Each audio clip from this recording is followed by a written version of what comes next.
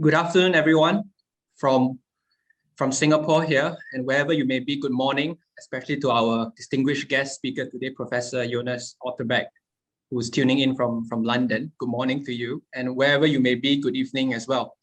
So today we are having a webinar on behalf of the Middle East Institute in Singapore. My name is Clemens Che, and I'm a research fellow with the Institute. And we are pleased to have a webinar on the politics of Islamic pop. And this is part of our diffusion of ideas research cluster at the Institute. And today we are pleased and delighted to have Professor Jonas Otterbeck, who is the Professor of Islamic Studies and the Head of Research at the Institute for the Study of Muslim Civilizations as part of the Aga Khan University Center in London. So over the last 25 years, a bit about our guest speaker, Professor Jonas Otterbeck has research about contemporary Islam in Europe, often with political relevance. His most recent research culminates in a forthcoming book, which will be released this August. It's entitled The Awakening of Islamic Pop Music, and it's contracted with Edinburgh University Press. It covers Islamic pop music, and especially the media company or record label Awakening Records and its artists like Maher Zain, Harris J, and Raif.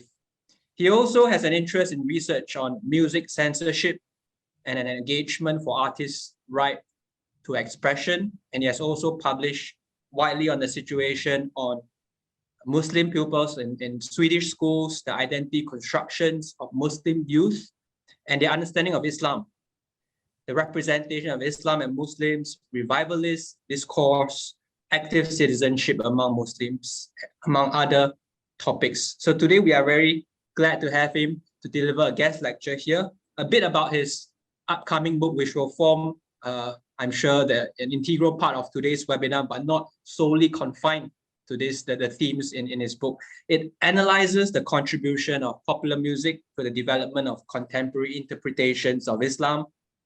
It uses Awakening Records as a case study to explore the relationship between Islamic popular music, genres, and wider Islamic discourse. So the political side to music, as Professor Otterbeck describes in his book, in his forthcoming book, consists in the engagement in the social, the distribution of resources, and the insistence on making such a space for an Islamic ethical discourse in the publicness of such societies. Publicness, of course, is also another theme covered in his works. So much of Professor Otterbeck's work has also covered music censorship, and we at the Institute have covered Islamic charities as part of our research at the Institute, and we've tended to focus a lot on monetary terms, So today we have Professor Otterbeck looking at the idea from a different angle, from a music genre and how it is socially understood and also has political implications. So without further ado, I will pass on the floor to Professor Otterbeck, and after his lecture, which will last for about 30 to 40 minutes, we will have the Q&A, which I invite our audience to, of course, put down their questions in the chat box or raise your hand through the Zoom function, and we can then unmute you to ask your questions. So over. So thank you very much for the introduction and for inviting me. Of course, it would be a fantastic honor to be in place, but in these days and age, we simply have to make do with these communication platforms, which are great because that has given me the chance to discuss with you and prepare this. Right, so what I will do is that I'll share a PowerPoint, and I have a manuscript. I don't really know where to place the manuscript because I don't want it in camera. And well, my desk does not allow me just to place it anywhere. So I'm going to hold it and see how that works. But please allow me to share the PowerPoint first.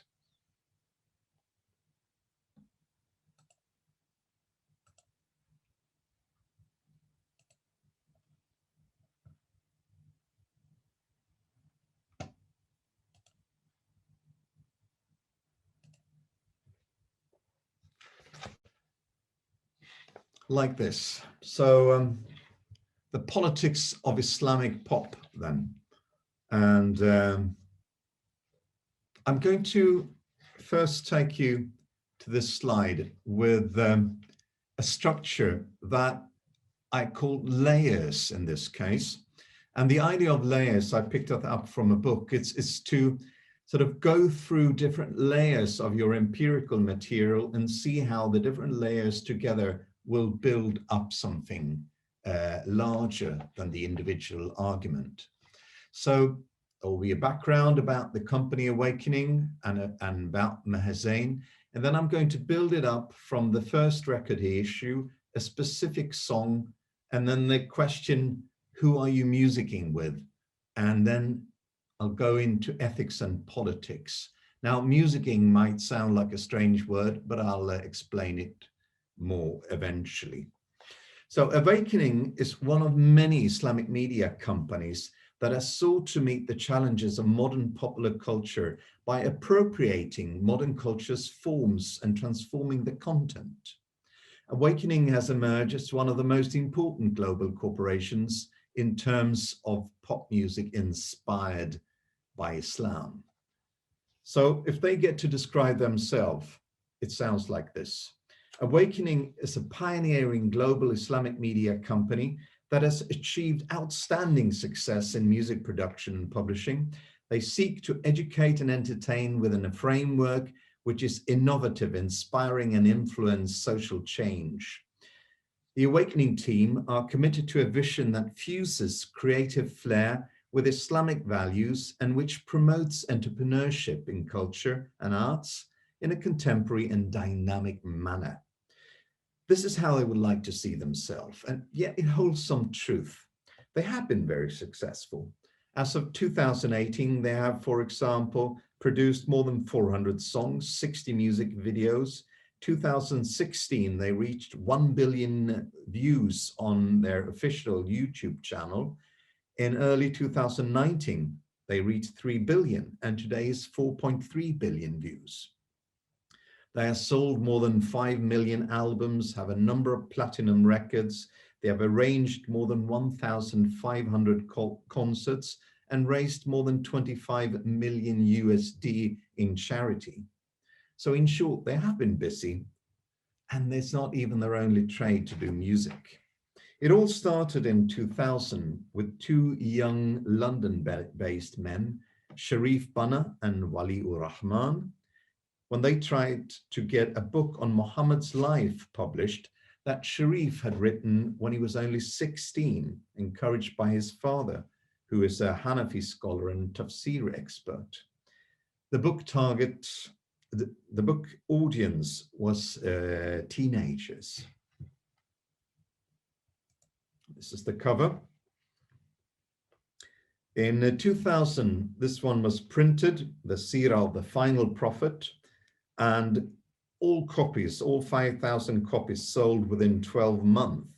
And since they have produced a number of editions of that specific book.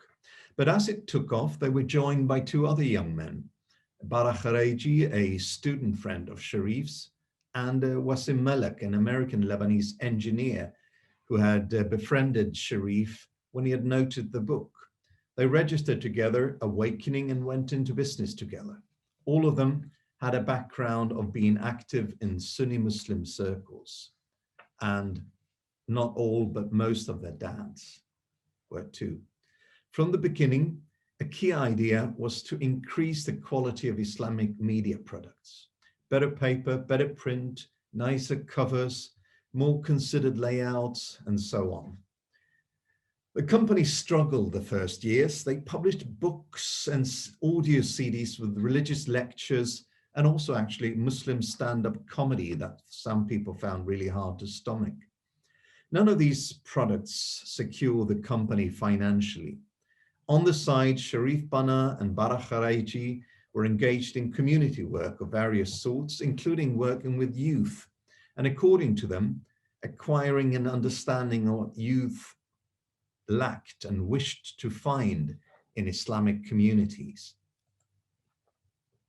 In 2003, as a result of a discussion between Barakhareji and his childhood friend Siamak Radamanesh Berenjan, now known as Sami Yusuf and portrayed here on the slide. Awakening's first music project saw the light of day. Al-Mu'allim, the debut album of Sami Yusuf from 2004. And Al-Mu'allim means teacher, which of course then is Muhammad. Sami Yusuf's debut CD went on sale early in 2004 and quickly sold far better than expected. 30,000 copies in the first year. Anticipation had been raised skillfully by a strategy letting Sami Yusuf open for Malaysia's Muslim superstar group Raihan when Raihan was on tour in the UK in 2003. At that time, Raihan was king of the new pop nasheed trend, and nasheed basically means Islamic song in this as a shorthand. Interestingly, Raihan themselves had grown out of the Al-Arqam movement in Malaysia, or the Dawah movement in Malaysia, a movement that was politically banned in '94. To promote the album, a decision was taken to make a high-cost music video of the title track. In the music video, Sami Yusuf is portrayed as an affluent, devout photographer, helping others, educating children, paying respect to his mother. In other words, living Islamic ethics on the screen, signaling affluence while singing a song about how Allah has offered us the best of teachers, and yet we strayed from his path. The video hit a chord, and Sami Yusuf, he became a superstar overnight. For example, Islamic superstar televangelist Egyptian Amr Khalid took the music to heart and promoted it on his program, Sunnah al-Hayya, Life Makers, and on his web pages. At the peak of attention, Sami Yusuf was a full-fledged pop star, followed by media and screaming fans. He left Awakening 2008 for new challenges, however. With Sami gone, the situation became pretty desperate. Awakening decided to find an investor ready to give the company the necessary risk capital, and eventually closing a deal with Saudi Arabian businessman Sheikh Sultan al-Turki, who became chairman of Awakening in the process. 2003 was a year of dramatic change, but the coming year was productive and creative. They were ready to launch the new signed artist Maher Zain's first album, Thank You Allah, and this is Maher on the screen there. Lebanese-Swedish Maher Zain's debut album took the fans of pop nasheed by storm, especially in Malaysia and Indonesia. Maher even outsold Malaysians Raihan on their own home turf. And for the second time, Awakening had managed to produce a star, and the crisis of 2008 was over. Maher was born in Lebanon in 1981, grew up in Sweden. Maher was an inspiring musician when he came into contact with Redwan, a Moroccan-Swedish producer who became his mentor. In 2007, he joined Redwan when Redwan moved to the US to seek new opportunity. And as you see, he made a great success. You can read who he has collaborated with on the screen. But Maher, he returned pretty quickly to Sweden, rather disillusionized with life in the US. Instead, back in Sweden, Maher started to sing with a vocal group in a mosque where he was scouted by a guy called Zana Mohammed, a Muslim entrepreneur living in Sweden, who happened to know Sharif, and a demo was sent, and soon Maher was in Cairo for talks with the Awakening leadership. Maher pointed out to me that Awakening had been very interested in his character. Was he the genuine Muslim guy he said he was? And at the same time, one of the first things that Maher raised was to discuss with Awakening about their understanding of Islam's position on music. After a week of mutual inspection, a deal was signed. Maher Zain has released 3 albums since with original material, and a new one is on the way. All Maher Zain's albums are released in several different versions, including different language versions and vocals-only production, meaning taking out the instruments, replacing them with digital voices, imitating instruments, and selling it on the Gulf market. The debut album, Thank You Allah, is introduced by the phrase Allahu Akbar, Allah is the greatest, and the first words are heard, the last being Alhamdulillah, praise Allah. In this way, two of the most famous Islamic phrases frame the album, presenting it as a pious act. In an interview, Maher pointed out that my music is a message of Islam, but I want people to understand what Islam is a message of peace, brotherhood, humanity, respect, and love. The lyrics to Thank You Allah has four main topics: praise for Allah, homage to Muhammad, a spiritual awakening after being lost, and love. An engagement with the betterment of the world is easily detected in Awakening's promotion material and the company's recurrent cooperation with charity organizations like Islamic Relief or the UNHCR. CEO Sharif Bana, who has written a PhD thesis from Al-Azhar in Egypt in Sharia, argues that Islam contains a prophetic model for engagement. So listen to his words here. Civic engagement is not limited to political participation only. The prophetic model is one that calls for engaging with all spheres of civic life. Our challenge as Muslims and citizens, wherever we may live, is to articulate a vision transcending identity politics and move towards what we maybe termed Islamic humanism. Our prophet was sent as a mercy to all mankind.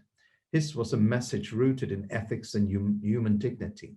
In our quest to impart the radiance of this prophetic mercy on a social level, particularly focus needs to be paid to areas such as good governance, environmental issues, social justice, and combating materialism, poverty, and illiteracy. Remember this quote because I will return to it a couple of times.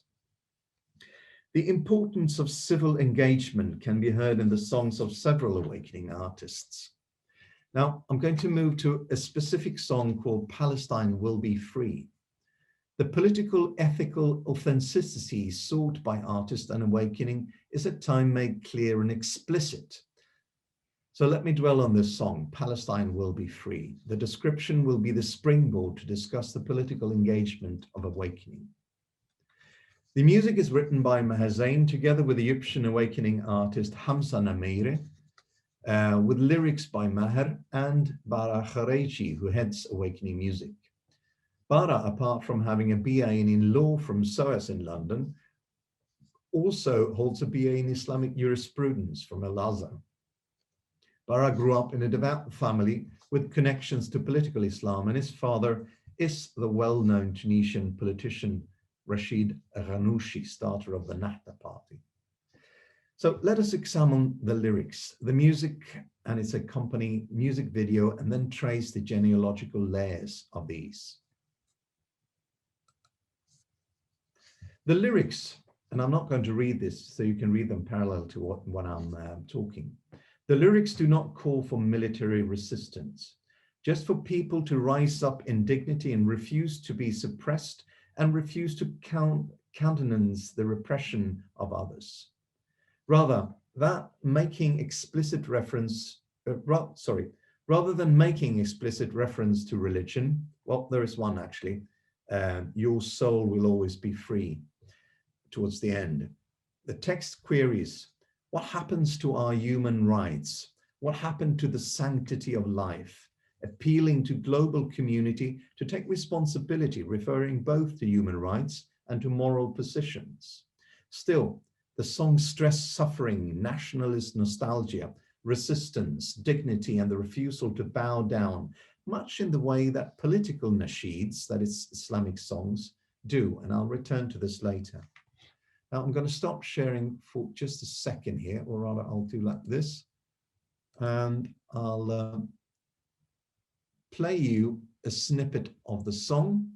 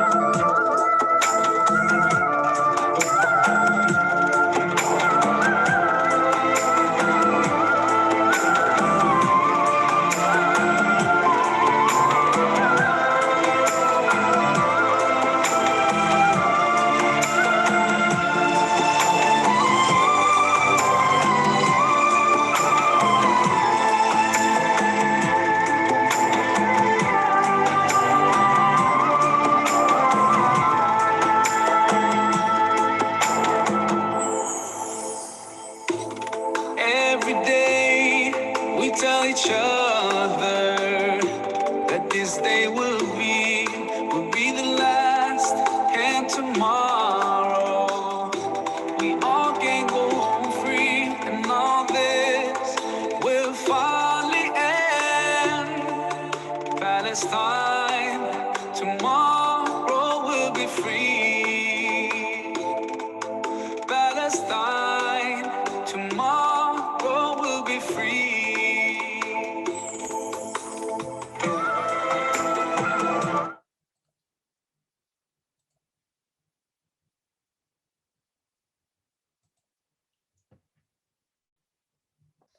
Listening to the song, we get a further impression, not available just by reading lyrics. The passionate tone in Maher's voice, for example, enhanced by the melodic drama and the reed flute tonal colors, signals sort of honest engagement with the serious subject addressed.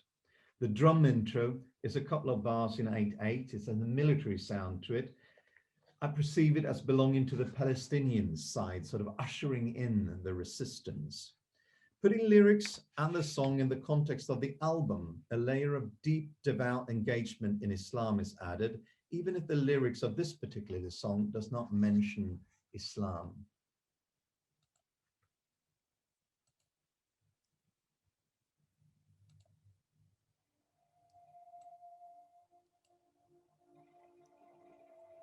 If we add the layer of the music video, it enriches the impressions yet again. And I'll play this while I'm talking without the sound.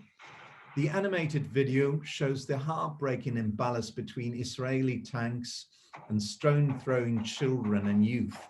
The destruction of civil society is signaled by the rubble the tanks drive through and the ruined buildings surrounding the scene. The music video consists of visual, rather apparent political statement about the dignified physical resistance of Palestinian youth and partly moral corrupt military. I'll take away the sound completely. Like that, sorry for that.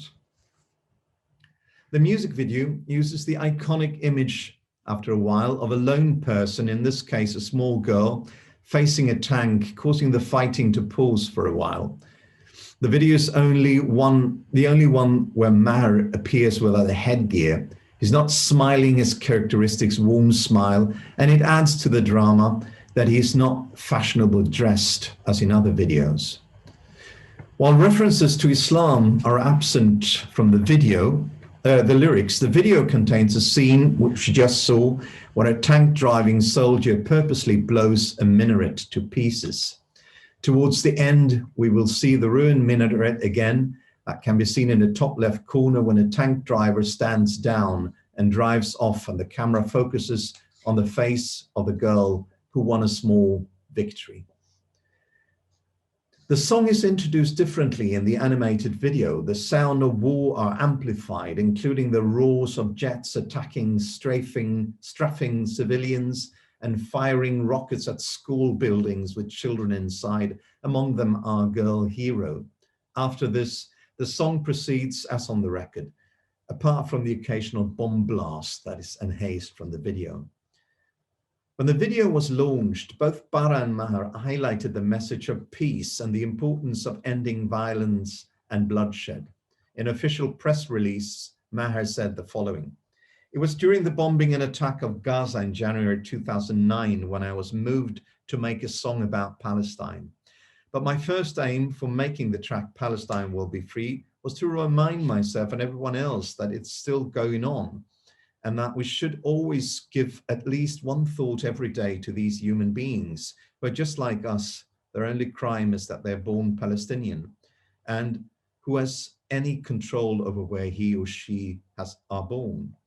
Palestine is a symbol for struggling against injustice. So when I sing about Palestine, I'm also singing about all other countries around the world in which my fellow brothers and sisters in humanity are suffering from injustice, irrespective of their faith and ethnicity." Further in the same promotional material, Bara states, "We at Awakening Record have tried to use art and music to highlight the injustices being visited upon the Palestinians and to show our solidarity with them. This animated music video for our new star artist Maher Zain is just another step in that direction, and certainly not the last, inshallah. The aim of the message of the music video is to highlight the plight of the Palestinians and show reality as it is, but at the same time send out a message that we hope bloodshed and violence ends and peace prevails. As can be noted, the words are carefully chosen. The song is about injustice done to humanity as a whole, not necessarily Muslims, and the motives for helping them are moral, not necessarily Islamic. To summarize, looked at in isolation, the song is primarily an anti-war song about human dignity, but adding layers to this, it is positioned in a contemporary Islamic activist tradition of protest intermingled with Palestinian pride, homeland nostalgia, heroic descriptions of its fighters, and the clear signal that the oppressor is destroying not only infrastructure and lives, but also Islamic buildings, equally insensitive to all. Due to these signals, it is clear that the song and its different layers are interrelated with a genre of political songs, often called nasheeds, produced since the 1970s in the Eastern Mediterranean region, for example, by Hamas and by Hezbollah. This genre in itself signals an affinity to a certain global discourse, call it meaning-making worldview, if you prefer, about politics, suffering, and justice shared widely in Muslim environments. So we can then ask the question, who are you musicking with?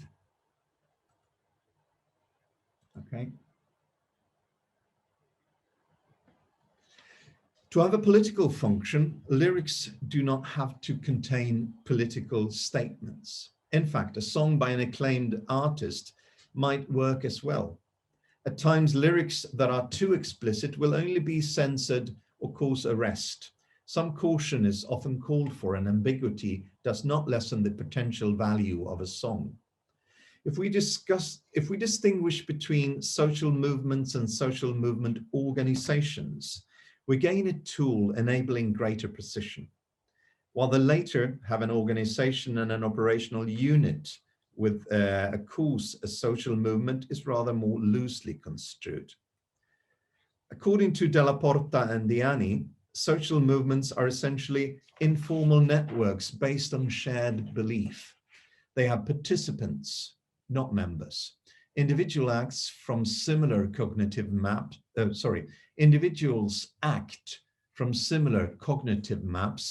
and a shared sense of justice that take together reinforce the feeling of belonging and of identity is at hand. Yet social movements harbor many different positions, among them what Ayer and Jameson call movement artists. Movement artists are those who manage to capture the core spirit and message of a movement in their art, at times making songs that are appropriated as anthems by participants in the movement. Such songs can have an immense importance. They may draw people to the movement and function ritually when sung by participants, conjuring up emotions of belonging, meaning, and righteousness. A good book about music and politics is this one by John Street, by the way. Now, why mention this? Well, via the Maher Zain song discussed above, Awakening signals a clear affinity with the sentiments and sense of justice that mobilize support for the Palestinians. Awakening is obviously not a social movement organization, it is a commercial company. But could it be said to provide movement artists for social movements? Sean Foley claimed that the songs of Hamza Nameira and Maher Zain managed to capture sentiment during the period prior to the Arab Spring in 2011, and then became important soundtracks to the Egyptian revolution without the artist themselves causing or organizing demonstration. Quoting, their work reflected a widespread feeling of discontent, a desire for a different future, a collective vision for how Arabs could reach that future. This is, of course, very difficult to substantiate, but music has a documented ability to enable people to gather, engage, and feel empowered. Maher Zain and Hamza Namira's songs calling for dignity through non-violent personal resistance and revival of Islam came to be appropriated by different kinds of political actors. Christopher Small created the concept musicking as he wanted to stress music as an act to music. The term is meant to be descriptive, indicating that both performance and, for example, listening as an audience are acts of musicking. It enables us to ask the question, what is the meaning and consequences of musicking together? By following the awakening artists on the internet and on tour, I have been able to watch parts of a very large number of live performances. Some of these gigs are attended by well-known politicians. The symbolically claiming of artists by political leaders is quite obvious at these occasions. Let me give you 3 examples from roughly the same period and then suggest an interpretation. In May 2014, in connection with an official Ramadan celebration in Grozny, Chechnya, Maher Zain performed on stage. President Ramazan Kadyrov and a superstar Islamic cleric, the UAE-based Yemeni scholar and Sufi Habib Ali al-Jifri, were sitting in the front row singing along to the music. A number of other clerics were also in the same row. Maher Zain sang a duet with Aishat, Kadyrov's daughter, thus paying extra respect to the Kadyrov family. Kadyrov is known to seek political legitimacy through Islam and to be fiercely anti-Salafi and anti-Wahhabi. In 2014, 2 months later, 2nd July, a week before the presidential election, Maher Zain played a gig in Jakarta for the presidential candidate Prabowo Subianto. Awakening was contracted by the media group backing up Subianto's campaign. Awakening already had a commercial agreement with it, being one of Indonesia's largest media group. At the gig, members of the Indonesian Partai Keadilan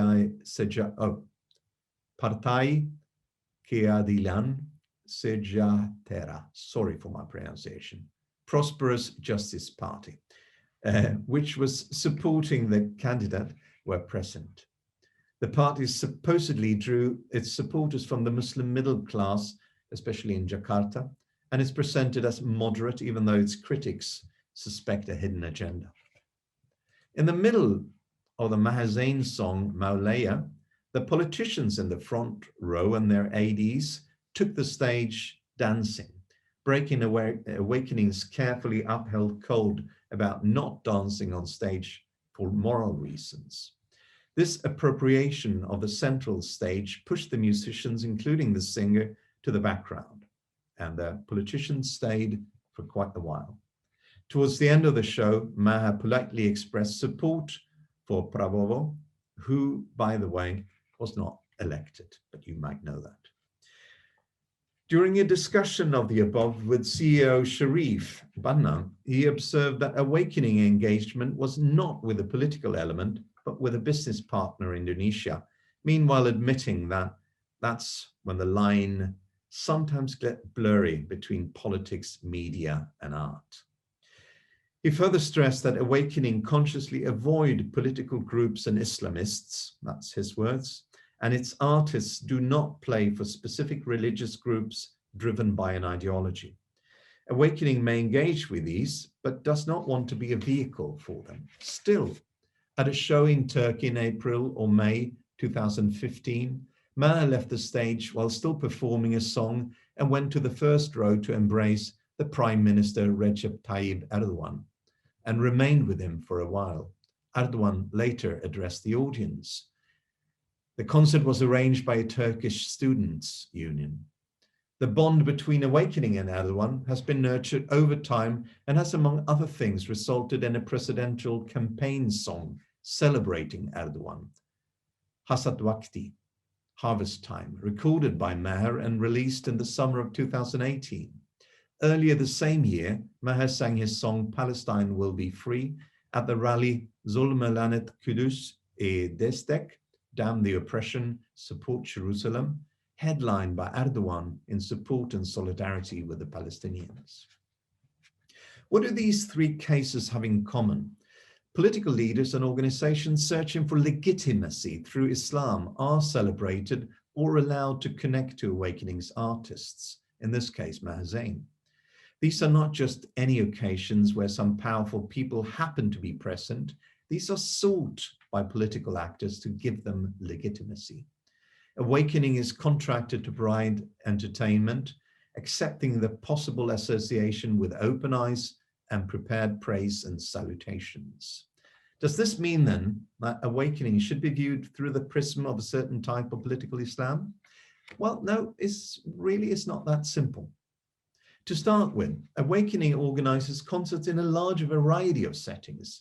Being a highly sought after collaboration partner in Muslim majority context, the company is bound to be musicking with a wide variety of actors. Secondly, it is important to understand the breadth of the networks that people who engage themselves in Islam as what I call an Islamic ethical empowerment discourse might connect to. Politically, culturally, or let's call it activist Muslims, are likely to have different goals and support different means, yet might belong to the same extended networks. I say might because I have not done a proper network analysis. I can merely presume as much.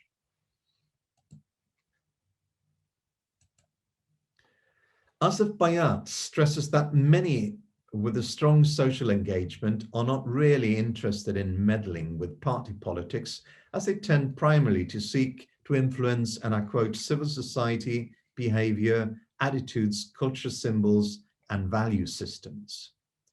Such changes may, of course, cause transformation in the formal political system in the long run, but those engaged are not seeking political office, merely what they experience at a better future. Now compare this to the quote that I read before by Sharif with the stress on civil society. Many Muslim movements, political actors, artists, and intellectuals take part in this general Islamic ethical empowerment discourse, bringing people into contact with each other, even though they do not necessarily share views and visions. Asif Bayat has suggested the concept imagined solidarity to highlight some aspects of these networks. It has the merit of indicating shared sentiments that presume solidarity and possible collaboration, but it does not imply that actual cooperation or actual solidarity is in place. Since the Islamic ethical empowerment discourse is global and is manifested in very different ways, I feel it would stretch the concept social movement too far to view it as such. It would be like labeling all those engaged in the betterment of the environment as part of the same social movement, regardless of whether they are motivated by religious, political, philosophical views, lifestyle choices, or agricultural business calculations. Rather, this Islamic ethical empowerment discourse feeds into a number of different social movements and is further manifested in a multitude of social movement organizations. Which organizations and people that are included in various arenas is dependent on factors such as networks and personal preferences. It also changes according to how someone or an organization is evaluated at different times. Organizations and individuals may suddenly become politically problematic or unwanted. Most will have to take discourses other than their own into account, such as media representation, to avoid the risk of being tainted by the tarnished reputation of others, especially when acting in non-Muslim environments. This is particularly so given the documentation on events on internet, and it tends increasingly to break down the barriers between non-Muslim and Muslim environments, and further to leave traces over time. Reinterpreted and changed positions may be haunted by prior collaborations and preferences, making it increasingly difficult to evaluate and choose collaboration partners. When discussing this, with Sharif. He agreed with this framing, emphasizing that he and Bara, when they were in their 20s, they never joined any movement, rather engaged with ideas because ideas were exciting. Instead of accepting a whole package as truth, they carved out their own space by accepting some ideas and criticizing or synthesizing others, regardless of where they originate from. It is tempting to connect all this that I'm talking about to Asif Bayat's concept post-Islamism, but I'm not entirely happy with the concept and Islamic ethical empowerment discourse is not necessarily in a post relation to Islamism, neither a historical one nor necessarily an intellectual one. Post-Islamism is far too tied to the idea of social movements. Rather than a broader discourse, admittedly, however, much of what Bayat associate with the concept fits well. Especially his claim that social engagement in post-Islamist movements aim to use media, publications, associations, education, fashion, lifestyle, and the new discourse to bring about moral and intellectual change in civil society, which is basically a description of awakening. Bayat also specifies that he considers post-Islamism to be a project that can be conceptualized and strategized. By engaging in social problems through an Islamic ethical empowerment discourse, or as a post-Islamist, if you will, addressing poverty, illiteracy, abuse, drugs, and lack of self-esteem, social actors challenge states that show little or no interest, or for that matter, ability in improving conditions for the general population. Now, unfortunately, such states are in no short stock in Muslim-majority countries, making civil engagement political, and in many cases, politically unwanted to those states. Mustafa Husni, the Egyptian superstar media da'i, that is Islam promoter, who has collaborated with Awakening several times and used music and promotion videos by Awakening artists in his shows, he fits this picture really well. He promotes taking individual responsibility through personal betterment and social engagement.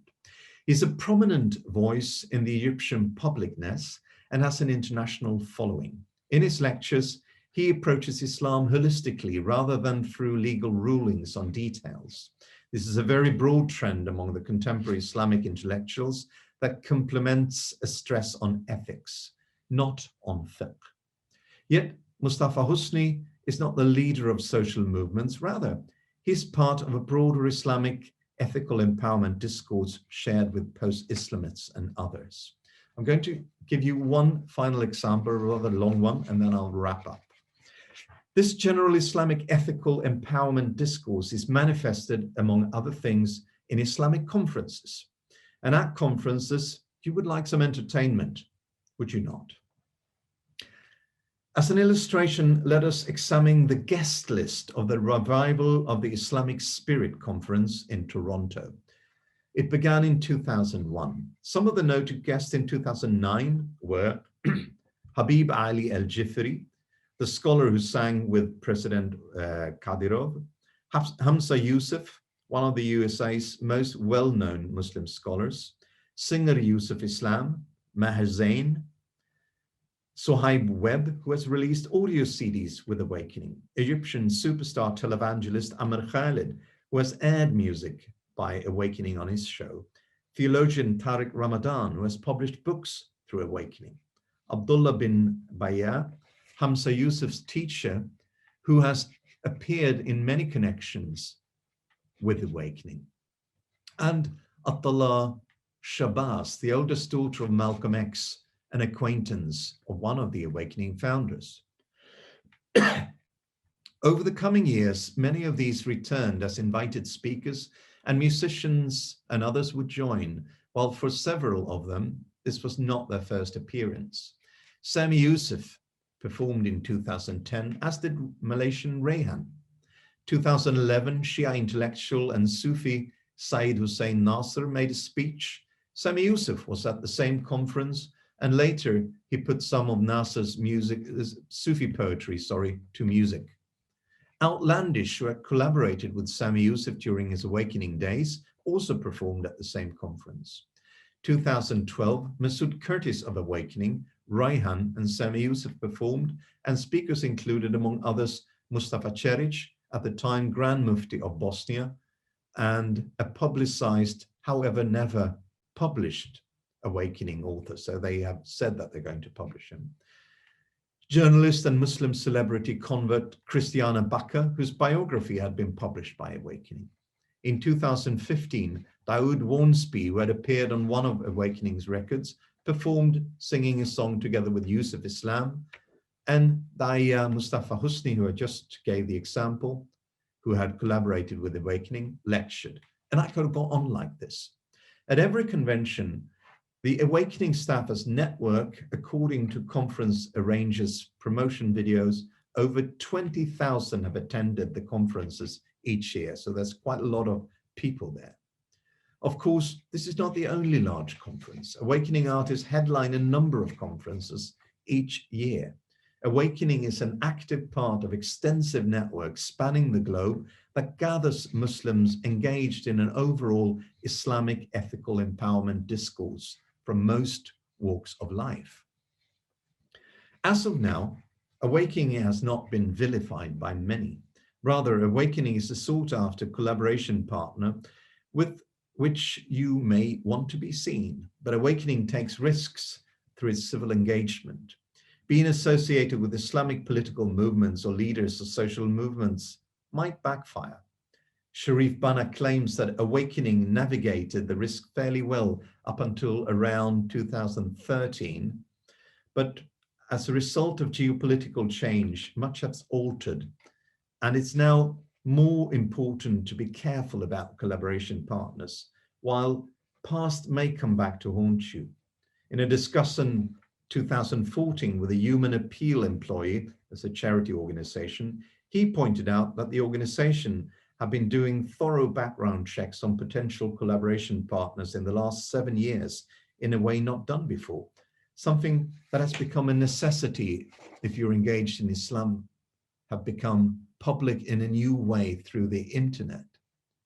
Finances and collaboration partners sensitive to public opinion might hesitate to engage or continue prior engagements due to risks of being associated with stigmatized actors. In my upcoming book, I argue that this kind of political engagement of a generation of Muslims are growing in importance, and that we need to be prepared to study this, suggesting that it may be framed with concepts like the Islamic empowerment discourse, the Islamic ethical empowerment discourse, to at least start a conversation. And I believe I've just started that conversation, so I'm looking forward to your comments. And on the screen, you now see some of the books and articles, or rather a book coming out in August, and some of the articles preceding that book. I'll stop sharing now, I think, and open up for questions and comments and discussions of different sorts. Thank you, Professor Otterbeck, for your wonderful presentation. I think that's a very one-of-a-kind angle where we have analyzed Islamic charities through music and through pop music. General, and Maher Zain, of course, is a very popular name in the Muslim Ummah. So now we are open to questions from the floor. Come to the Q&A segment. So if you've got any questions, feel free to raise your hand through the Zoom function, or you could enter your questions in the Zoom chat box, and we can pass it on to Professor Otterbeck. So while our audience is the brain juices of our audience is churning on, let me start with one question for Professor Otterbeck, and this has to do with the welfare element of Islam, the fact that there's an obligation to give zakat, and also there's a lot of encouragement to give optionally through sadaqah, which also may be seen as inherently political. But at the same time, when these Islamic charities operate, they also tend to become or be seen and perceived as more principled than some of their politicians in their own countries. And also there's a lot of economic inequality there. So could you give some examples of how much space this link up or this partnership between charities and artists have for them to operate, you know? Well, actually, it's a great question, actually, because most of the concerts that Awakening arranges are charity concerts. And I've discussed with one of the guys in the charity, and they said, you know, they really need us for their popularity. And I said, how do you mean that? Well, it's not only us tagging along with them, getting an opportunity to collect money for different objectives, but it's also the artists launching themselves in collaboration with the charities. But that has even yet another layer, because the civil engagement thought, it taps into an ethics that is truly important for the company. And that's the ethics of being sort of a stand-up member of society, let's call it that, that since you have certain riches and they portray themselves as sort of rich middle class, they also have obligations, and the company has also started their own charity organization and do charity work pretty widely. So this is both a way of commercially engaging with an audience. It's an ethics that is deeply rooted in Islam, as you're pointing out. It's also an ethic that is communicatable, that you can communicate to an audience both inside and outside the Muslim faith, and a very respectable one. You can work for UNHCR, for example, as Maher does, as a special ambassador, where your engagement sort of gives you a moral ground, which again then just supports the claim that we are Islamically motivated or faith-driven artists, which again then gives them the political platform to speak their minds about civil society, because they are seen as authentic.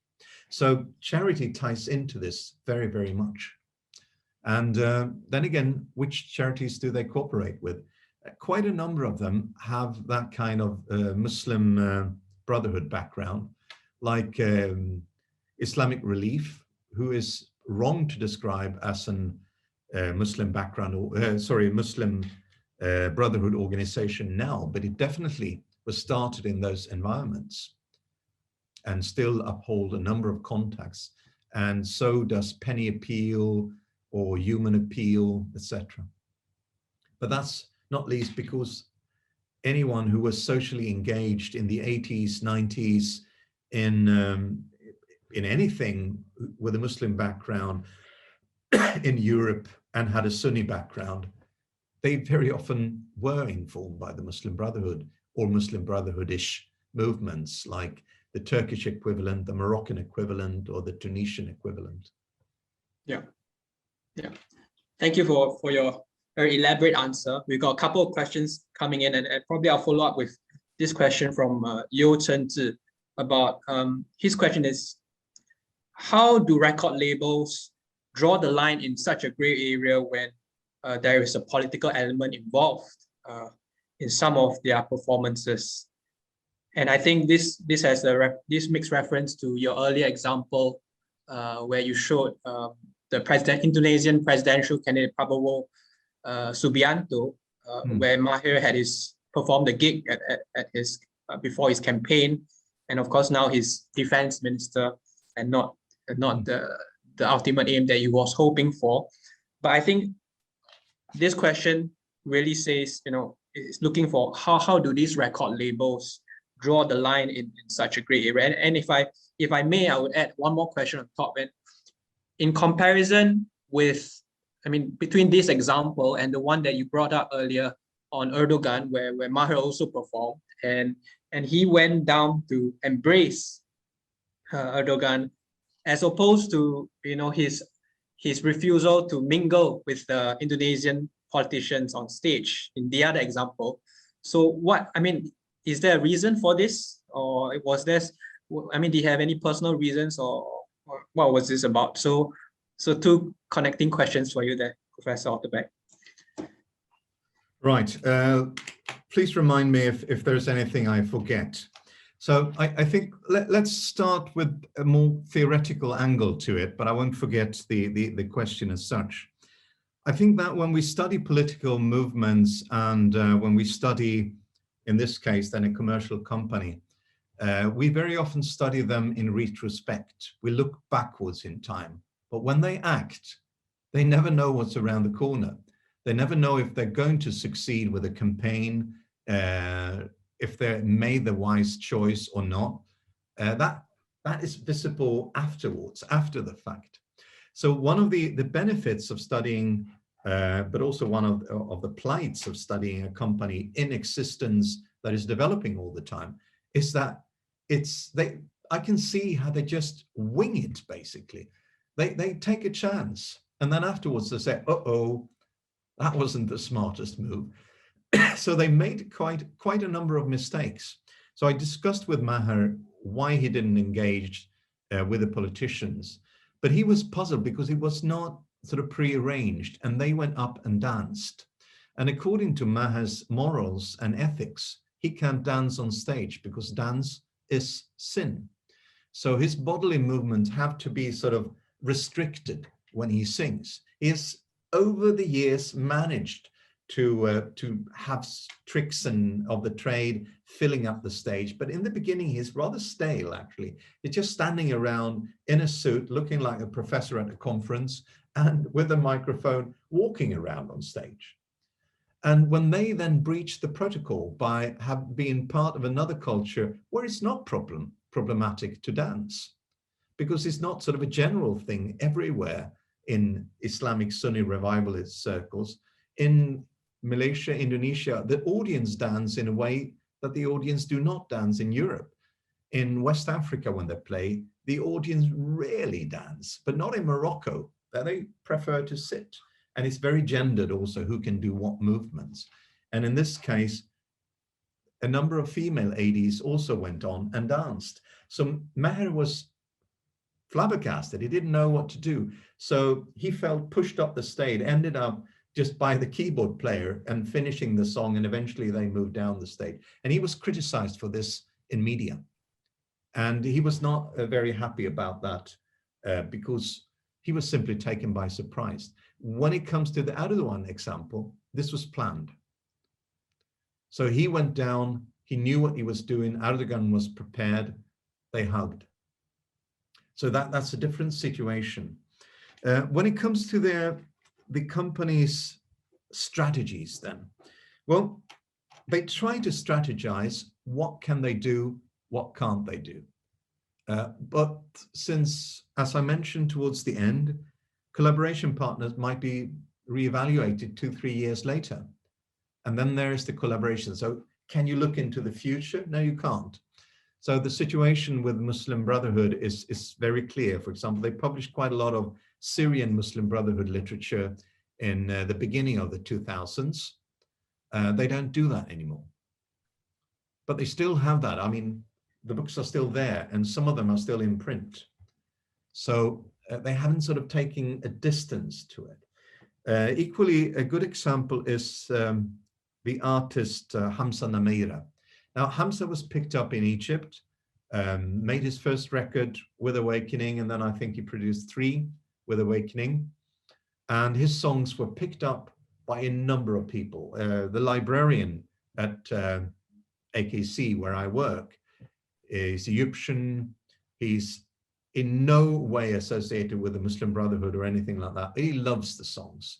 Hamza Nameira himself distanced himself from the Muslim Brotherhood, say, I've never been part and I don't particularly like them. But the Muslim Brotherhood, they loved his songs because they had an Islamic element, but they basically talk about freedom from corruption, clearing up the state, and sort of opening up society.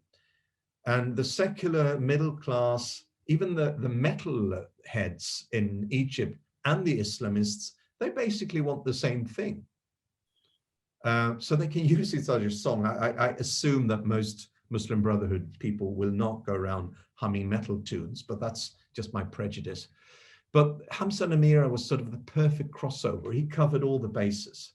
But the problem here is that Awakening has their main office since a number of years in Cairo. So when Hamza Namira got his songs banned on Egyptian radio because they were associated and used by the Muslim Brotherhood activists, Hamza said that, well, maybe it's time to move out of the country for a period. So he moved to London, and in London, he realized that he wanted to get more politically engaged in the situation. And he started a TV channel together with a friend addressing the situation in Egypt, and eventually reached a conclusion together with the Awakening people that he cannot continue producing his material with a contract with Awakening, because that will endanger the office in Cairo. So they then made the evaluation that Hamza becomes a liability. So they dropped the contact, hoping that there will be sort of forgiving any earlier association. So they're playing it, they're winging it, they're chancing it. And that's how you have to run a company like this, because there's no previous company with this success. They have made a global company, a global Islamic media company that is basically uncomparable. There are others, but that are not as big as this, mostly regional or local or national. Yeah. Did I forget any aspects of the question? No, you covered everything. No Thank worries. you. So there was that whole interesting aspect of sin, but we'll come back to that later. And when I read some of your work, including the chapter that of your upcoming book that I had the privilege to read, is, you know, it sort of reminds me of Bob Marley's songs, but of course this applies to a different context when we talk about justice, social responsibility, and things like that. So now we'll move on to the next question we have from the floor, from Alexandra Dick, who thanks you for the talk. And the questions are, what are the pop elements of Islamic pop, firstly, and how deeply rooted is Islamic pop in Arabic music tradition, most importantly in the maqam system? So that's the questions. Great question. And let me first start with a sort of a caveat saying that I'm not a musicologist. You might be, but I'll answer as to my ability, okay? So what pop elements are there? Well, if we look at, let's approach the songs from outside. They are packaged in the same way that pop music and rock music and other sort of medialized music is. They are produced in a similar way. They have a similar length of the songs, that is the 3 to 5 minute length, if not sort of breaking protocol for a specific song. The production value is one of the things is that it's, maybe I'm not saying this properly, but the sound level is sort of even all the time. If you're looking at classical music, it might be very low and then it bangs sort of, but like pop music generally, it's sort of a very even sound output level. Instruments used, the production tools used are the same, and actually it is the same people. And let me be slightly more elaborate with that. I'll have to search a document here that I have open and read you a short passage. Oh, no. Okay, I'll improvise instead. Oh, here it is. So the people who do the mixing and producing, for example, American Tom Coyne, who has won a number of awards, including 7 Grammys, mastered Maher Zain's last album. And he has worked with, among others, Bruno Mars, De La Soul, Ariana Grande, Lady Gaga, Tokyo Hotel, and Also New Kids on the Block, Adele, Taylor Swift, One Direction, Beyonce, Amy Winehouse, etc. And he actually has also worked with Kool and the Gang and James Brown in a distant past. So the people giving them the finish, the production finish, are the ones who are producing the hit material for the world. So it actually sounds very much the same. Now, what kind of music is there? Well, depending on the artist, Maher is one of the broadest. So he goes from pop reggae, soul ballads, R&B that he particularly likes, but he also, his new record will be marked by contemporary Arab pop that makes exquisite use of the Makam systems. And I know that he's a hard-working artist.